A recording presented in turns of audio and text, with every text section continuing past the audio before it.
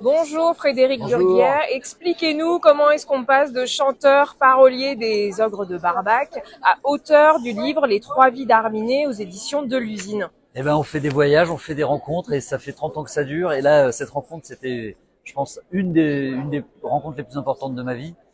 2008, je pars en Arménie, découvrir mes origines.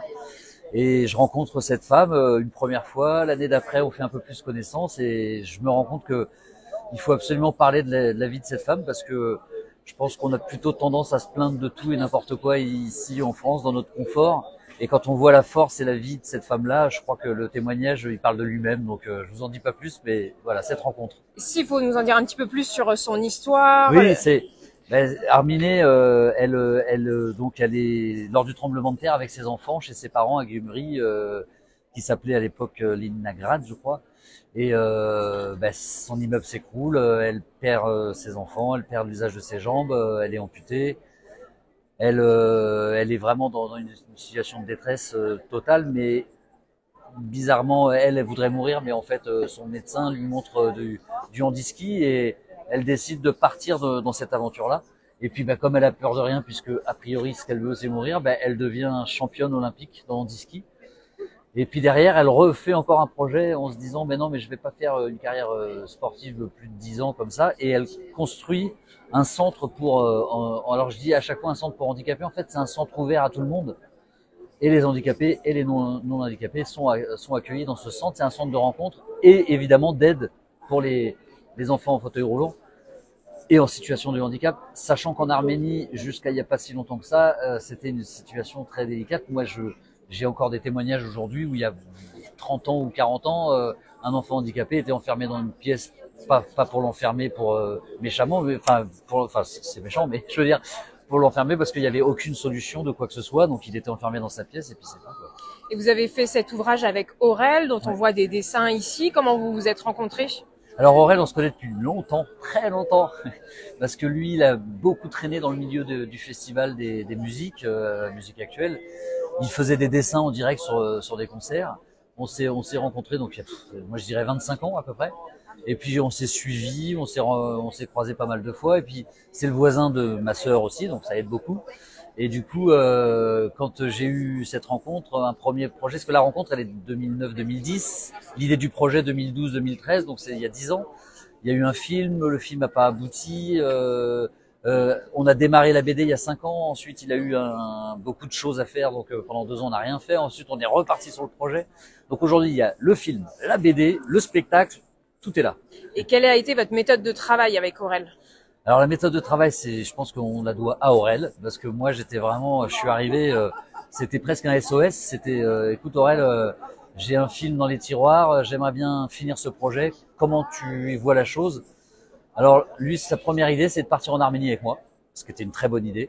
Donc on est parti en Arménie ensemble, il a découvert le pays, il a découvert ce que je voulais raconter, il a découvert Arminé évidemment. Et quand on est revenu, il m'a dit écoute, on va pas parler que d'Arminé parce que je pense qu'il faut parler. En fait, ce qu'il aimait bien, c'est comment je racontais cette histoire à chaque fois. Donc il voulait que, à travers moi, on raconte l'histoire d'Arminé. Donc il a décidé de faire vraiment l'arménité de Fredo, la découverte du pays, la rencontre avec Arminé et une petite situation contemporaine de l'Arménie. Et hier, au festival, vous avez gagné le prix Médecins sans frontières. Ouais, On est merci. d'ailleurs sur le stand Médecins sans Ouais. frontières. Qu'est-ce que ça représente pour vous? Déjà, c'était un honneur parce que c'est quand même moi, c'est mon premier ouvrage. En plus, je découvre cette manifestation. Je pense que je vais revenir bientôt, l'année prochaine et tous les ans. C'est vraiment super et j'ai fait plein de découvertes. Et puis, j'étais touché, ému. Et puis, en plus, Médecins sans frontières. Alors, je sais, je vais pas osé le dire hier sur scène. Est-ce qu'il y a des conflits d'intérêts? Ça fait 20 ans que je donne 10 balles par mois à Médecins sans frontières. Ils ont dû regarder, ils ont dit, ah tiens, merci Faut le Fred. récompenser. Non, vraiment super. Moi, j'adore, c'est un honneur. Un honneur. Et vous sortez à l'instant du grand débat Ouais. sur l'Arménie qui s'appelait Arménie, peuple millénaire en danger. Qu'est-ce que ça vous a fait de témoigner dans ce grand débat? Et puis, Déjà, j'ai plus appris qu'autre chose parce que quand même, je pense qu'il y avait deux spécialistes là. C'est vrai que nous, on a toujours la vision plutôt artistique, la vision plutôt poétique. Donc, ça fait du bien de temps en temps de se prendre des, des témoignages plus terre à terre, avec des témoignages terre à terre, chiffrés, scientifiques, historiques. parce que ça remet les choses en place, c'est sûr, parce que nous, à chaque fois, notre approche, nous, elle est artistique, donc c'est sûr qu'on est plus sur l'émotion, on est plus sur la rencontre, on est plus, alors eux aussi, hein, je dis pas qu'ils le sont pas non plus, mais on est moins, nous, je dirais que nous, il y a quand même toujours cette dimension où on a envie d'aller vers l'avant et de se dire, demain, c'est sûr, demain il y a la paix, c'est sûr. Mais voilà, ça fait du. Donc ouais, c'était vraiment un super moment. Au début, je savais pas ce que je pouvais apporter parce que c'était tellement précis et tellement bien dit que je me disais bon bah j'ai pas forcément ma place. Et puis je pense que c'est aussi le rôle de manier ce genre de rencontre. Et puis j'ai réussi à trouver ma place. Et donc c'était un grand débat avec notre invité d'honneur, Olivier Weber, et le réalisateur d'un film qu'ils sont en train de faire sur l'Arménie. Et le réalisateur, c'est Christophe Rella.